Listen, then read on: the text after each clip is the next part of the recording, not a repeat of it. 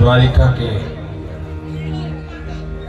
द्वारपालों से निवेदन किया और द्वारपालों ने जाकर द्वारिकाधीश से निवेदन किया कि प्रभु, द्वारिका के द्वार पर एक ब्राह्मण देवता आए हैं जिनके सिर पर कोई पगड़ी नहीं है, तन पर कोई कपड़ा नहीं है, धोती फटी हुई है,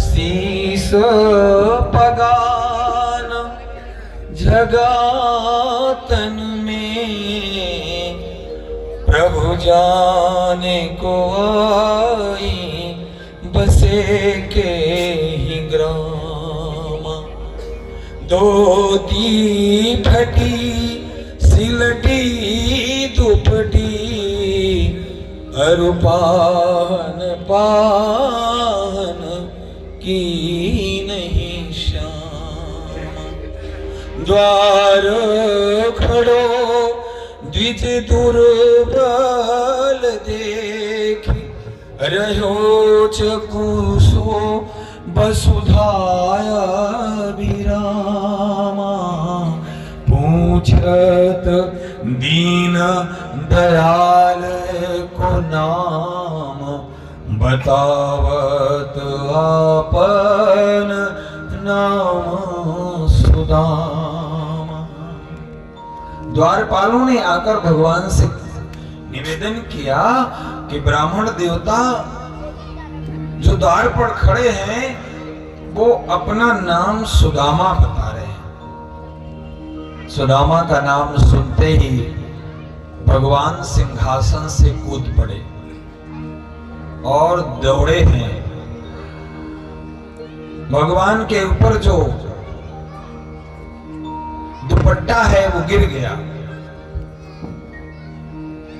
खड़ाऊं भी एक तरफ चली गई और भगवान ऐसे दौड़े हैं और जाकर मुख्य द्वार पर पहुंचे।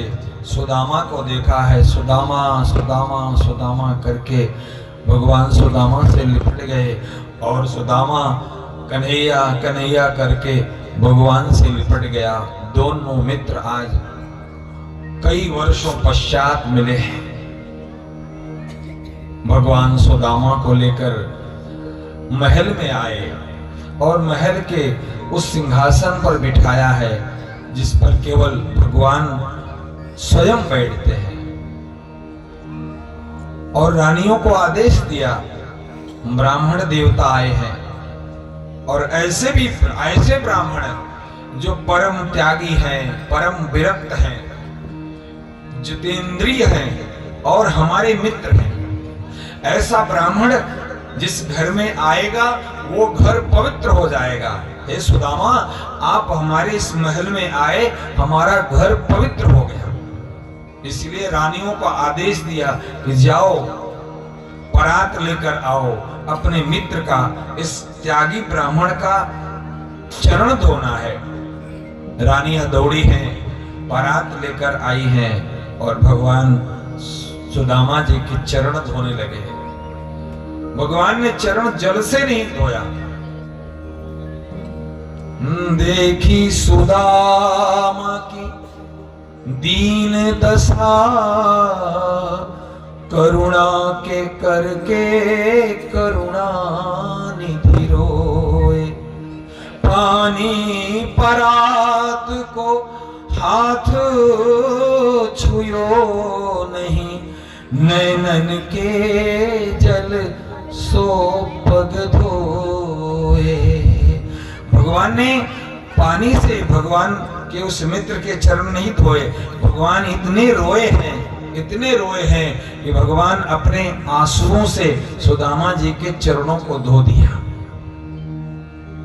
हाय सखा तुम आए ते न किते दिन खोए, देखी सुदामा की दीन दशा, करुणा करके करुणा निधि रोए। पश्चात सुदामा जी की भगवान ने बहुत सुंदर सेवा की है। रानियों ने आकर प्रणाम किया, आशीर्वाद दिया है। और फिर सुदामा के साथ कृष्ण बैठे हैं, साथ में रुक्मिणी बैठी हैं और बात चल रही है कि सुदामा तुमने विवाह किया कि नहीं किया। सुदामा कहते हैं कि कन्हैया हमारी इच्छा तो नहीं थी, लेकिन माता पिता के कहने के कारण हमने विवाह कर लिया और तुम्हारी भाभी का नाम सुशीला है। तो भगवान ने कहा कि सुदामा फिर तो भाभी ने हमारे लिए कुछ प्रसाद तो भेजा होगा। सुदामा ने देखा कि कन्हैया का ऐसा वैभव, और सुशीला ने भेजा भी क्या है, वो 4 घर का चावल। सुदामा सोचने लगे हमारा तो कोई मान सम्मान नहीं है, लेकिन सबके सामने अगर मैं वो चावल की पोटली खोलूंगा तो हमारे कन्हैया का अपमान होगा कि कैसा मित्र, ऐसा गरीब मित्र जिसके घर कुछ भी खाने को नहीं, लेकर आया तो भी 4 घर का चावल। सुदामा उस चावल की पोटली को अपने काख में दबा लिया और बात को बदल दिया। अरे मित्र, हम लोग गुरु आश्रम रहते थे तो कैसे हम गुरु की सेवा करते थे। भगवान ने कहा वो तो ठीक है, पर भाभी ने हमको प्रसाद में क्या दिया है। सुदामा फिर बात को बदलते हैं। भगवान को लगा कि ये सुदामा चावल नहीं खिलाएगा, और कहते हैं कि जब कोई प्रेम से न खिलाए तो फिर छीन के खाना चाहिए। तो भगवान ने सुदामा की वो तंदुल की पोटली छीन ली और फिर भगवान ने एक मुट्ठी चावल खाया और सुदामा जी को स्वर्ग का जो सुख है वो प्रदान किया। दूसरी मुट्ठी में पृथ्वी लोक का जो सुख होता है वो प्रदान किया। लेकिन भगवान देता है पर देते हुए दिखता नहीं है। वो देने का कोई बहाना नहीं करता कि मैंने दिया। भगवान तो इतना देता है पर देते हुए कभी दिखता नहीं। यही भगवान के देने की महिमा है। भगवान ने हमको आपको जितना भी दिया है पर कभी भी देते हुए नहीं दिखता, पर देता वही है। ऐसे ही सुदामा जी को भगवान ने इतना सुख दिया, लेकिन सामने से नहीं पता चला कि भगवान ने सुदामा को क्या दिया। यहां तक कि सुदामा को भी पता नहीं चला। और कहते हैं कि जब तीसरी मुट्ठी चावल लेने लगे तो रुक्मिणी मैया ने हाथ पकड़ लिया कि प्रभु ये ब्राह्मण देवता का प्रसाद है और प्रसाद अकेले नहीं खाना चाहिए, प्रसाद तो बांटकर खाना चाहिए। इसलिए मैया ने हाथ पकड़ लिया। सुदामा कुछ दिन तो रहे। अब सुदामा जी भगवान से प्रार्थना करते हैं कि भगवान हमारी सुशीला भूखी बैठी होगी, हमारे छोटे से बाल गोपाल भूखे बैठे होंगे, इसलिए कृपा करो मुझे जाने का आदेश दो। भगवान ने सुदामा को जाने की स्वीकृति दे दी और सुदामा जी महाराज द्वारिका से चले हैं और वहां जहां उनकी कुटिया थी वहां पहुंचे। तो कुटिया तो थी नहीं, भगवान की कृपा हो गई थी, अदृश्य रूप में कृपा हुई। वहां जैसे द्वारिका नगरी थी वैसे ही वहां पर सुदामा नगरी बन गई। सुदामा जी जाकर देखते हैं कि हमारी कुटिया भी नहीं है और कुटिया में रहने वाली हमारी सुशीला भी नहीं है, बाल गोपाल भी नहीं है।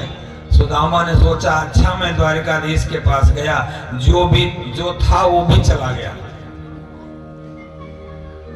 सुदामा महल को देखे डरे, यहाँ तो हती मोरी टूटी झोपड़िया, अब तो महल खड़े सुदामा महल को देख डरे।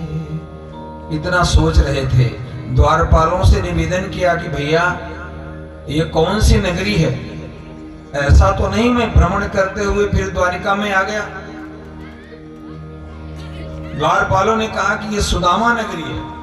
सुदामा ने कहा सुदामा तो मैं ही, मेरी तो झोपड़ी थी, कोई नगरी तो थी नहीं।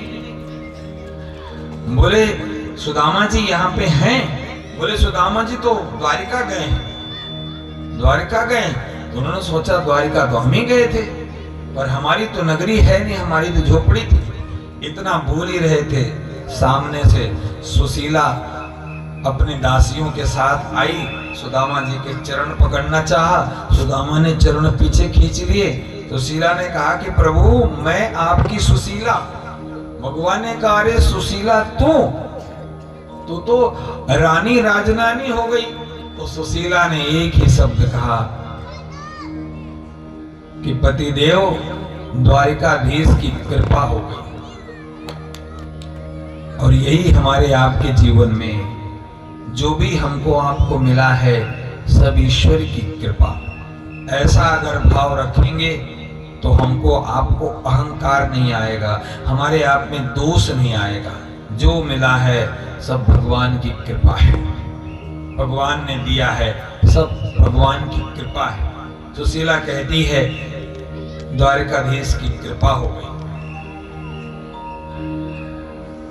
सुदामा जी फिर भगवान का नाम जपते तपते अपना कल्याण किया।